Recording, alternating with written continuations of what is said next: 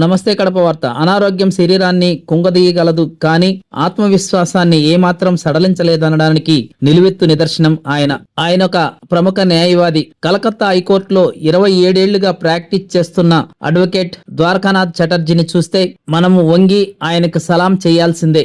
అడుగడుగునా నొప్పిని భరిస్తూ కూడా అవినీతి అన్యాయాలపై పోరాడటానికి ఆయన పడుతున్న తపన, వృత్తికి అంకితమైన తీరు ఎందరికో మార్గదర్శకంగా నిలుస్తోంది. నల్లకోటు వేసుకుని పూర్తిగా వంగిపోయిన శరీరంతో ఒక్కో అడుగు నెమ్మదిగా వేస్తూ ద్వారకానాథ్ కలకత్తా హైకోర్టు మెట్లు ఎక్కే దృశ్యం అక్కడ వారికి నిత్యం కనిపించేదే. ఎందుకింత అవస్థ పడుతూ రావడం అనుకుని ఎవరి దారిన వాళ్ళు వెళ్లిపోతూ ఉంటారు.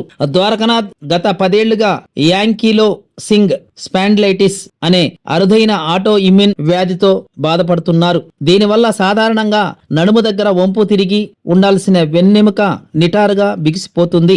దాంతో పైభాగం నిలబడలేక కిందికి వంగిపోయి శాశ్వతమైన గూని వచ్చింది. తల దాదాపు మోకాళ్ళ దగ్గరికి వంగిపోవడంతో చుట్టుపక్కల చూడటం సాధ్యం కాదు. కీళ్ల దగ్గర విపరీతమైన నొప్పి కూడా పెడుతూ శరీరాన్ని కదిలించడం కష్టమవుతుంది. చికిత్సలో భాగంగా వైద్యులు 10 ఏళ్ల క్రితమే ద్వారకానాథ్కు మేజర్ సర్జరీ చేసినా ఫలితం లేకపోయింది. దాంతో రోజు 10 రకాల మందులు వేసుకుంటూ నొప్పుల్ని ఒంటి బిగువన భరిస్తున్నా ఆయన వృత్తికి సంబంధించిన పనులు మాత్రం ఏమాత్రం మానుకోలేదు. ప్రతిరోజు ఔరా ప్రాంతంలో ఉన్న తన ఇంటి నుంచి ఒంటరిగా బయలుదేరి రద్దీగా ఉండే ఆర్టీసీ బస్సులో ప్రయాణించి హైకోర్టు చేరుకుంటారు.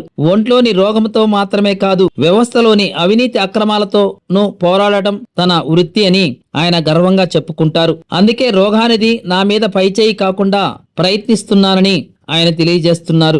లాయర్ గా ప్రాక్టీస్ చేయడమే కాకుండా లా జర్నల్స్ లో ఎడిటర్స్ గాను ద్వారకానాథ్ తన సేవలను అందిస్తున్నారు. ఇతరులతో కలిసి పలు పుస్తకాలు రాశారు. వచ్చిన సంపాదనలో చాలా భాగం మందులకే ఖర్చవుతుంది. ఎన్ని మందులు వాడినా నొప్పి మాత్రం నిరంతరం వేధిస్తూనే ఉంటుంది. చిన్న చిన్న కదలికలు కూడా నరకాన్ని తలపిస్తుంటాయి. అలాంటి పరిస్థితుల్లో కూడా ఆయన ప్రతిరోజు పట్టు విడవకుండా కోర్టుకు వెళ్తున్నారు. అది చూసి ఎందరో ఆయనకు సాయం చేస్తామని ముందుకొచ్చారు. తన వృత్తి ధర్మాన్ని పాటిస్తూ ఎందరికో ఆదర్శంగా నిలుస్తున్న ద్వారకానాథ్ చటర్జీ ఎంతో అభినందనీయుడని చెప్పాలి.